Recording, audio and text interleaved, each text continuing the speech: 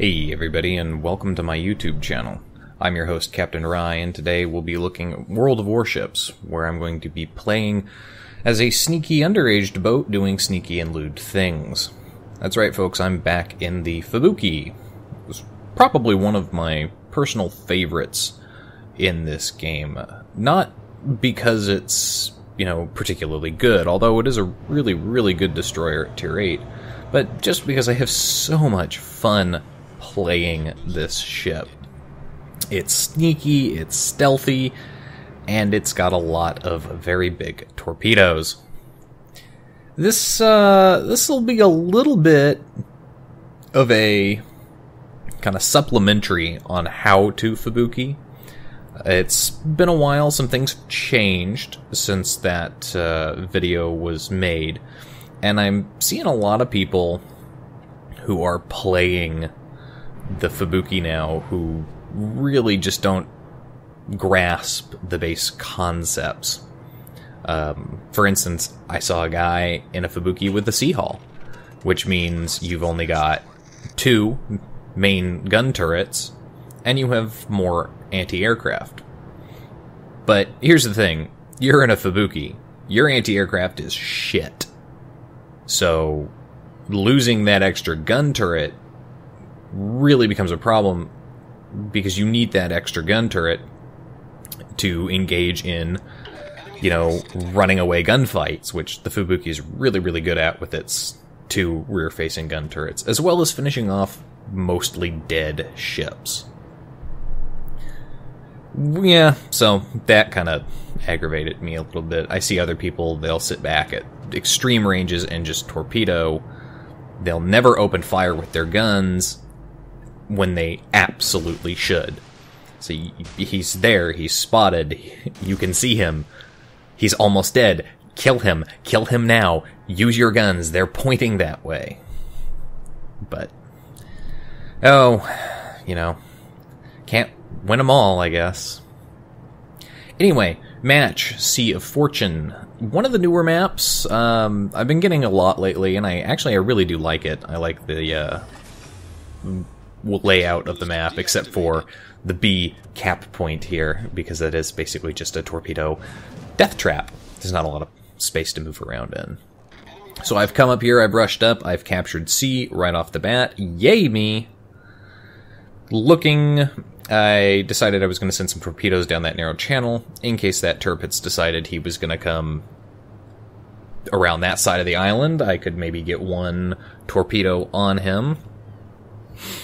And now I'm kind of uncontested. I'm just here in the back, so I'm going to go ahead and work my way around back. I do open up with my guns here on this other Fubuki, and I hit him for a good amount of damage as I disappear behind this island. So that is going to be kind of an instant advantage to me if I have to get into a gunfight with this Fubuki. I am spotted because of the gunfiring mechanics, just for that little bit. However, I don't think it's too much of an issue, as we will see here in a moment, that this smoke was absolutely and utterly worthless, as the enemy Fubuki, who was spotting me, turned around, ran away as quick as he could. And I just kind of blind fired those torpedoes. So it's gonna be a little bit before my torpedoes are back up, before, we'll see if they hit anything. If I'm lucky, they will.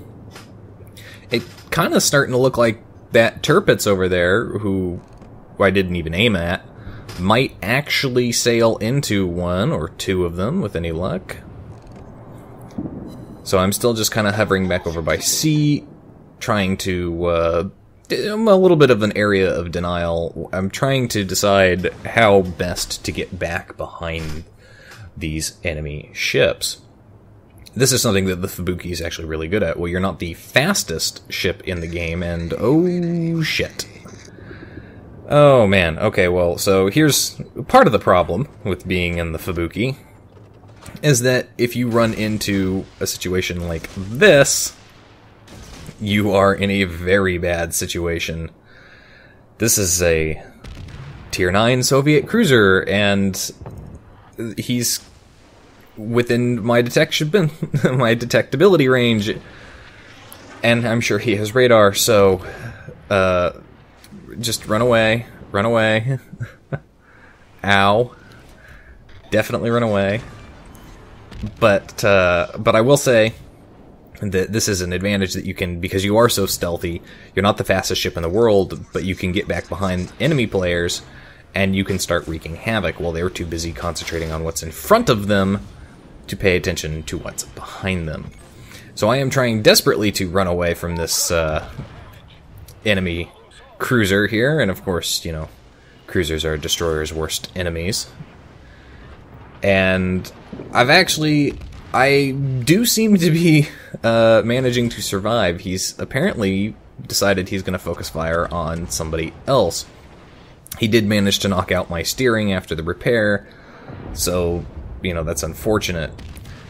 I'm really surprised that he decided to switch focus fire to that Atlanta when I was still visually spotted, because, I mean, if I'm in a cruiser, the destroyer is the bigger threat. The Atlanta, yeah, he's annoying, but he can also be seen. Especially if he's firing at you. The Fubuki, not so much. But, you know, lucky for me, he's decided to basically switch fire and run away. That Atlanta is going to finish him off pretty nicely. At this particular moment, our team's doing really, really well. We've got one ship there that's almost dead. Scratch that. He is dead now. But we have two of the caps. We're up on points. So we're in a good position here. If we can maintain the pressure and at the very least continue to defend the C area and provide area of denial for the B cap point, we should be able to win this without any issues. That being said, it's a random match in World of Warships, so what we should do and what may actually end up getting done is completely different. Now, I'm moving forward. Got a juicy North Carolina that has just entered the B cap point. So I'm going to go ahead and I'm going to try and get up and be super sneaky, get up behind this island and torpedo him. Problem, again, with the B cap point is it has these islands in the way. So the island's blocking my shot, but simultaneously that island means that North Carolina, well, he's not got anywhere to go.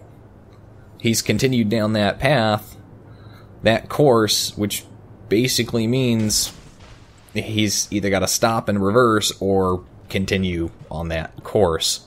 And with appropriate torpedo spread, there's not much that he's going to be able to do. I have spotted an Iowa up here. I did save a torpedo for him, so fired off that one. Those first set of torpedoes, looks like I'm going to get 2. Yep, 2 kills for me with 2 torpedo hits.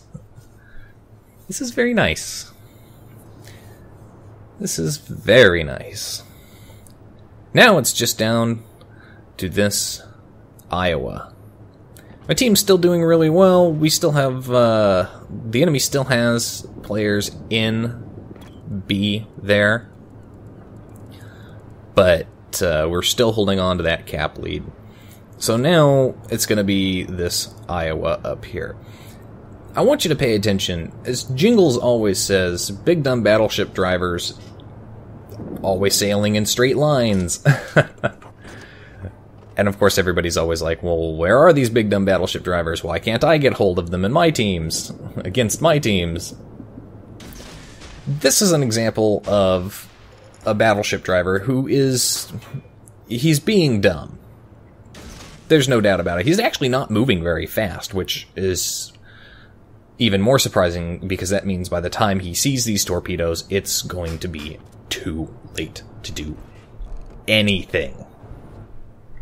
He's full health.